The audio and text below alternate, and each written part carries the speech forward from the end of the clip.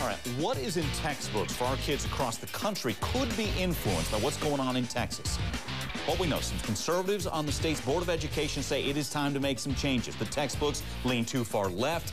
They want to make some changes, add some balance. Critics say, they're trying to rewrite history. Tom Foreman from our sister network, CNN, takes us a little deeper into this fight. This is about a basic question. What do we want in textbooks when we are teaching young people about this country? Does it tilt liberal or conservative or stay in the middle? And right now, the battleground is Texas. Save our history! Save it now! In Austin, heated words. The state school board is in hearings over the content of new textbooks, and some conservative board members want it moved to the right. For example, since textbooks include sections on Democratic President Franklin Roosevelt's New Deal, which expanded government, they also want a favorable light shined on Ronald Reagan's vision of a smaller government and the political power surge by conservative groups.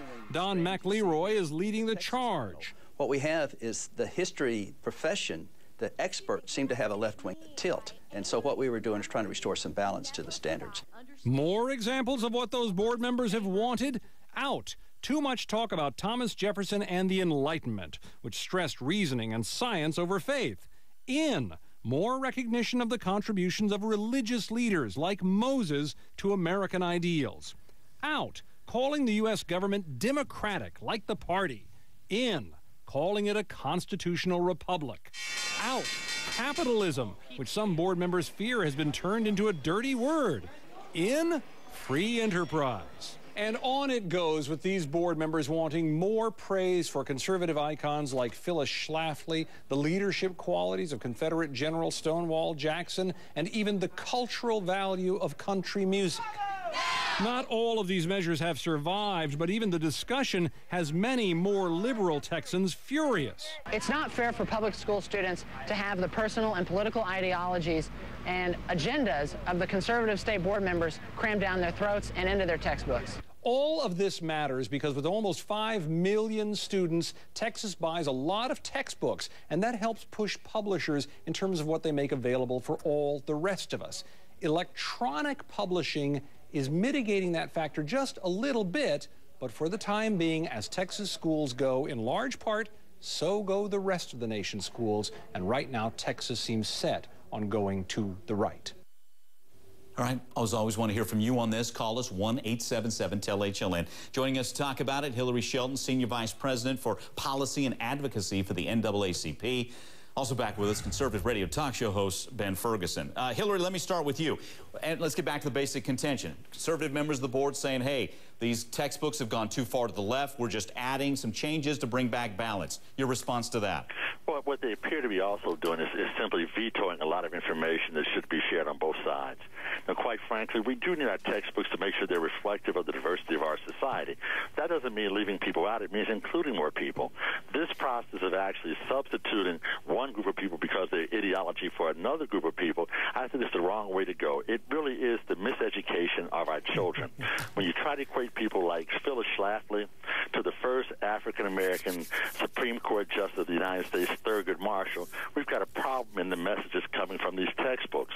And as we're making sure our children understand and are acclimated to a much more diverse society than ever before, so I think we're undercutting their very education. So, Hillary, you say, and then Ben, I'll let you in. You're saying, okay, let's continue the debate.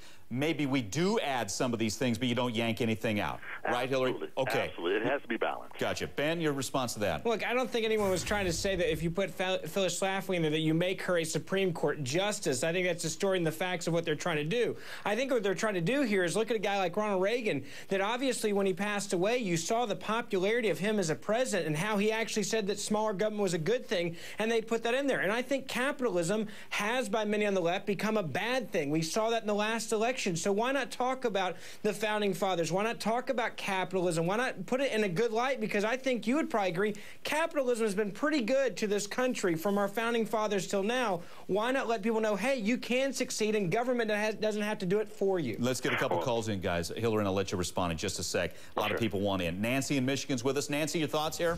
Well, I am a history major, and my father was a historian, and I am a little bit concerned about the whole process of potential propaganda and propagandizing the educational process of our youth, and the risk of not really knowing where the truth in history, as you learned it in high school, which was usually pretty neutrally truthful and factual. Okay, let's get another call in. Jim's with us, Missouri. Hey, Jim, go ahead.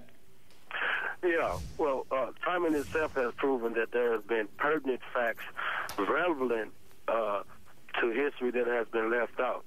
But given the current political trends, it would be bipartisan to write the history books as long as nothing is removed and only truths are inserted.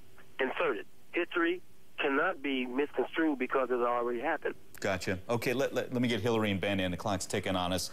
Hillary, do you think that this is going to affect textbooks across the country, or do you think that, I mean, because aren't we a little more at the place where states and local schools have the ability to kind of tailor things their way? Well, they certainly do in many ways. However, with everyone having really diminishing resources to be able to pay for important materials like textbooks, when you have someone that buys in such huge volumes like the state of Texas, it influences other states as well. Okay. The fact of the matter is, you look at now these other districts in the other parts of the country, and they have mandated that you put their history in context for their state. We are in the 21st century here. We're at a point now where the reality is most of this is done online, and then they print what you want. People that are unpublished can publish their own stuff. We can certainly do that in states where they have big budgets for textbooks, and this is not the 1960s or 50s or 70s where the big states are and the big books are made, that they're going to go to all the other places as well. Gotcha. Okay, guys, great discussion. We'll follow this as they're just about ready to set up a vote. Hillary, Ben, thanks so much. Coming up, the Secret Service called into an Alabama high school